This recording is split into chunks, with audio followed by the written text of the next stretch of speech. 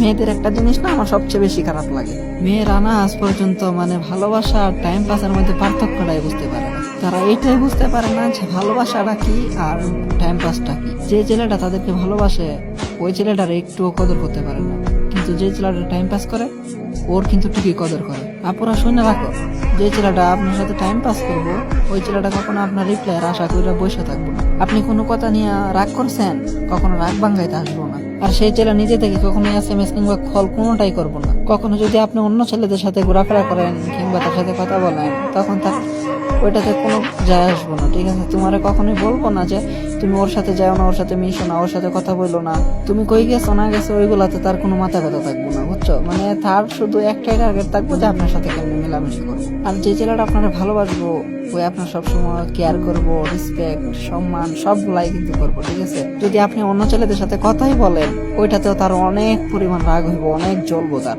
মানে সে এগুলো মাইনা নিতে পারবো না এক কথা। আর ওরে কিন্তু আপনার বইলা দিতে হবে না, ওরে জোর করতে হবে না, ও কিন্তু নিজে থেকে আপনার SMS দিতে থাকবো, কল দিতে থাকবো। আপনি যতক্ষণ বিরক্ত না হবেন, বিরক্ত হইলেও আপনার SMS করবো। আর সে সারাক্ষণ ওয়েট করে বসে থাকবো, আপনি কখন একটা SMS দিবেন, একটা কল দিবেন তাহলে ওই আশাটা সারাক্ষণই সে বসে থাকবো। যে আপনারা ভালোবাসবো সবসময় একটা কথাই বলবো যে তুমি ওর সাথে কথা বলো না, এর সাথে কথা বলো না। এমনকি আপনার যদি কোনো বেস্ট ফ্রেন্ডের কাছে ছেলে